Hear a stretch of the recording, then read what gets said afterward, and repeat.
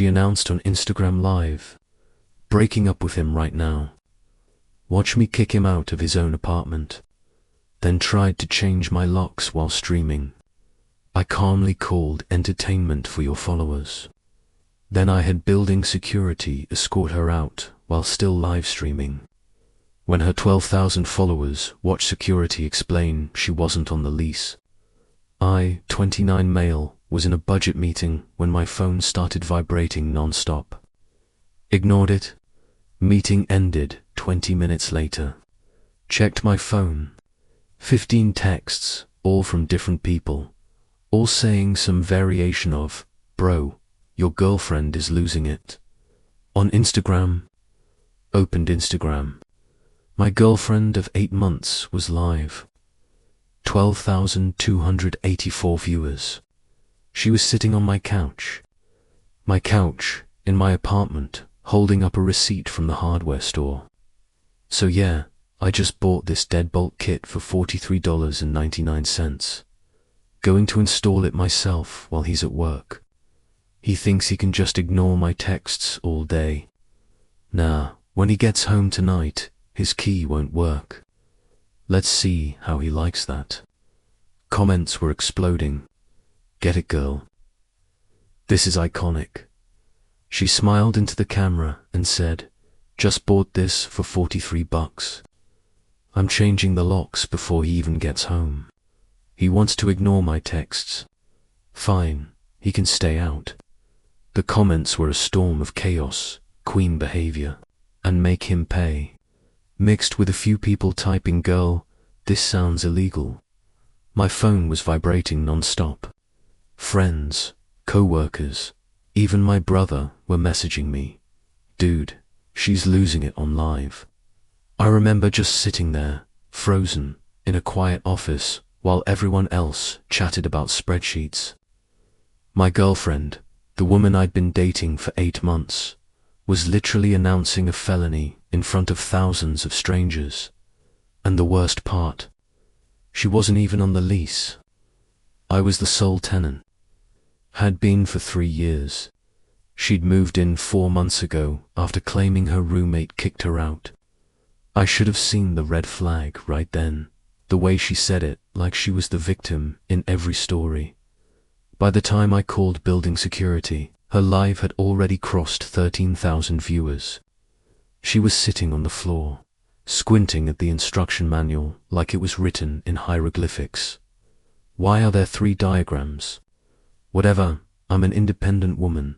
I can figure this out. A viewer asked, "Is this even legal?" She actually laughed. It's called common law or whatever. He can't kick me out. I've lived here long enough. That was when I left work. Told my boss it was an emergency, grabbed my keys, and drove home at exactly the speed limit. Because getting pulled over while your apartment was being stolen live on the internet seemed like a nightmare within a nightmare. The entire ride up the elevator. I could still hear her voice through my phone. Her laugh was forced, a little nervous. Maybe she was starting to realize what she was doing. Or maybe she just didn't care anymore. Maybe the dopamine from all that attention had already taken over. When I opened the door, she looked up from the floor like she'd just been caught, mid-performance. Lock parts, screws, and my drill surrounded her like crime scene evidence. Her phone was propped on the coffee table, camera facing her. "Oh, perfect," she said, lifting the phone toward me. "Everyone, look who finally decided to show up. Mr. Too Busy for his girlfriend." I forced a calm smile. "Hey babe, what are you doing?" She rolled her eyes. "What does it look like?" "I'm changing the locks. On our apartment, I repeated. "It's my lease. You've been living here as my guest." She turned the camera fully on me, voice rising, tears welling in that deliberate influencer way. "See what I deal with? My apartment, my lease, and he acts like I don't even exist." The viewer count spiked again. Over 14,000 now. Someone was definitely screen recording. Then there was a knock at the door. Building security, a voice said. Her expression froze, a perfect flicker of panic, before it hardened back into defiance. You called security on me.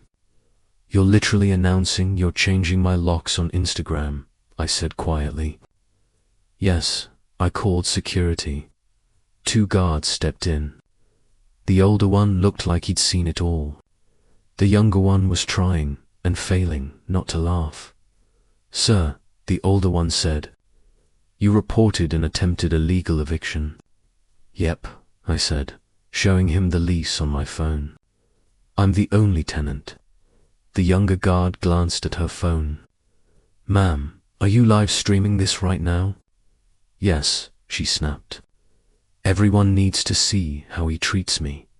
How many viewers? The older one asked. She hesitated. 14,000. He nodded slowly. So, 14,000 people just watched you admit to an illegal eviction attempt. It's not illegal, she barked. We're together. I live here. Are you on the lease? I don't need to be.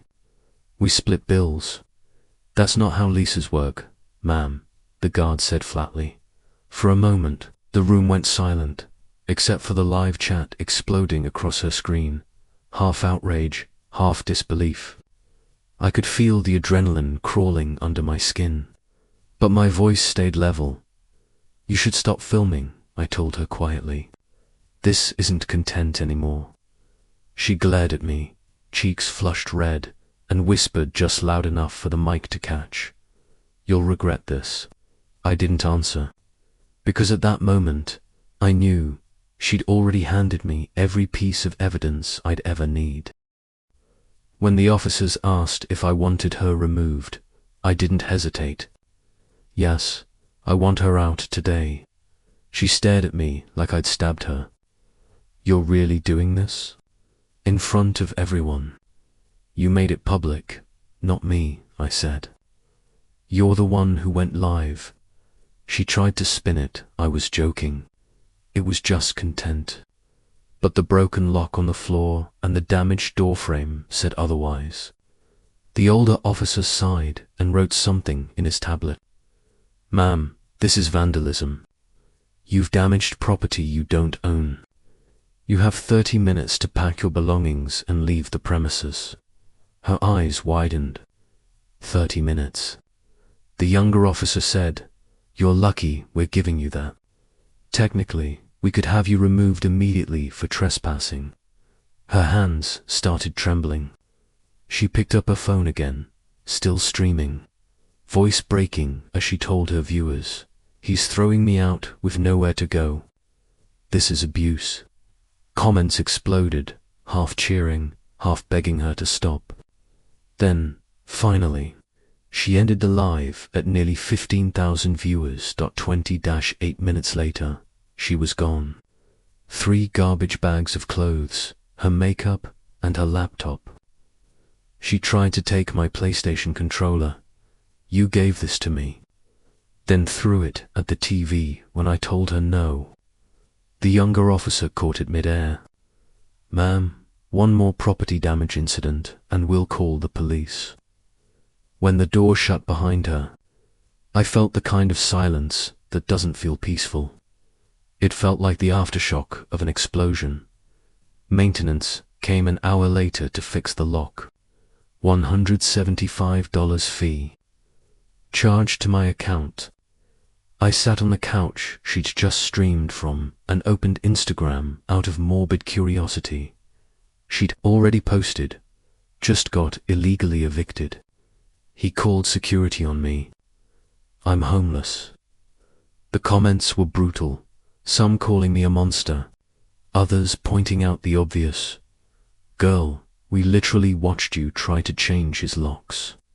By midnight, someone had uploaded the entire live to TikTok. Title: Entitled Girlfriend Tries to Steal Apartment on Instagram Live. It hit 900,000 views in hours. My phone wouldn't stop buzzing.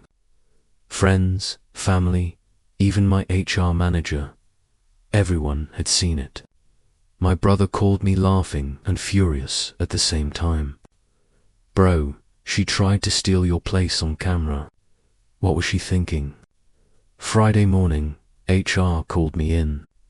We've been getting calls, they said. I nodded. She's directing her followers to harass my workplace. I handed them my phone with the video. The HR director watched silently, then looked at me. She really did this live. She did, I said. He sighed. We'll flag the calls as harassment. You should probably get a lawyer. So I did. My lawyer, a calm, grey-haired man named Reynolds, watched the video, smiled halfway through, and said, "She recorded herself committing a crime. That's evidence gold. Don't delete a thing." That weekend, security called again. She was back, standing in the lobby, demanding to be let up. I told them she was no longer an approved guest. 15 minutes later, police escorted her off the property. No arrest, just a warning. She posted about it, of course. Police called on me for trying to collect my things. This is harassment. Tearful selfies. Claims of abuse. Then came the doxing, my workplace, my building address. Even my parking spot number leaked online. My lawyer said to document everything. By Sunday night, I received an email from her attorney, or rather, some discount legal service, using a generic template. It demanded $8,000 for rent contributions and her half of the security deposit. Reynolds' response the next morning was surgical. He attached the lease, screenshots of her live, and her admission that she'd bought the lock kit to take the apartment. His reply ended with, "Additionally, your client owes $175 for property damage caused during her illegal eviction attempt." 3 days later, her lawyer dropped her. I thought it was over. Then Tuesday night, I came home to find her and her mother sitting cross-legged outside my apartment door. The mother stood up first. "We need to talk." "No, we really don't," I said. "My daughter has rights," she insisted. "You can't just throw her out. She tried to steal my apartment on a live stream," I said. "She has no rights here." Her mother's face twisted. She was emotional. People make mistakes. "She made a $44 mistake with a deadbolt kit," I said, in front of 15,000 witnesses. Then my ex spoke quietly. "I'm pregnant." The world froze. "You're what?" "With your baby," she said, voice trembling. "You're kicking out the mother of your child." My chest went cold. "Show me proof." "I don't have it with me." Doctor's note. "I haven't been yet." "Convenient," I said. Her mother gasped like I'd just insulted the Virgin Mary. "How dare you?" she shouted. "She's carrying your child." "If she is," I said, "she can text me the proof. Until then, you're both trespassing." Security came, same 2 officers from before. The older one sighed. "She claims she's pregnant now. Apparently, doesn't give her tenancy rights," he said. The younger one muttered under his breath. "It's like watching a bad reality show." They escorted them both out again. 2 hours later, she posted, "He threw me out even though I'm pregnant. He's abandoning his child." The comments shredded her this time. "Girl, then show proof. Stop lying for clout."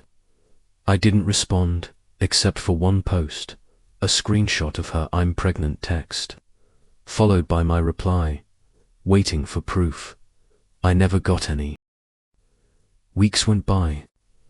The views on her pregnancy post started to fade, and so did her credibility.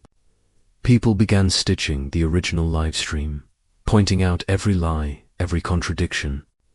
Even her own followers started turning on her. Then one morning, My phone buzzed with a notification from a local news outlet, influencer, facing defamation and harassment lawsuit after livestream eviction stunt. I didn't even have to read the article to know it was about her. Reynolds had filed the claim just like he said he would. Defamation, trespassing, property damage, and harassment. She tried to counter online, of course. Posted screenshots of old text messages between us, claiming I'd emotionally manipulated her, that I'd promised her stability. But every screenshot she posted was out of context, and I had the full threads. Reynolds smiled when I showed him. Good, let her post. Every time she uploads, she digs the hole deeper. 2 weeks later, I got an email from her. Subject line, "Can we talk?" The message was short. I messed up. I didn't think it would go this far. Can you please tell your lawyer to drop the case? I'll delete everything. I didn't reply. Instead, I forwarded it to Reynolds. His response was immediate. We'll include this as evidence of acknowledgement of guilt. Then, a quiet month. No calls, no posts, no new drama. Until one night, I came home to find a single white envelope taped to my door. Inside, a handwritten note. I'm sorry. You didn't deserve what I did. I lost everything because of that video. Sponsorships, followers, even my family stopped talking to me. I wish I could undo it, There was no return address, no phone number. Just the note. Reynolds told me not to respond or contact her. If she's truly sorry, he said, she'll show it in court. When the hearing came, she didn't show up. Her attorney submitted a statement instead. Settlement agreement. She admitted to the property damage and harassment, agreed to pay restitution for the lock, and to remove all videos mentioning my name. The judge approved it in under 10 minutes. I walked out of the courthouse with a copy of the order, feeling not triumphant, exactly. More like numb. You'd think I'd feel vindicated, that seeing justice served would feel good. But all I could think about was how easily one impulsive act could destroy multiple lives. She'd gone from trying to secure a future by stealing my apartment to being blacklisted by every brand she'd ever worked with, and me. I'd gone from quietly living my life to being a meme, the guy whose girlfriend tried to steal his apartment live. It's still out there, millions of views, remixes, commentary channels. But I don't read the comments anymore. I've moved since then. New building, new number, new start. Sometimes, though, when I unlock my door, I still glance at the deadbolt. The new one, installed by building management after the mess, same brand, same model. But now, it's a reminder that sometimes the loudest kind of revenge is silence.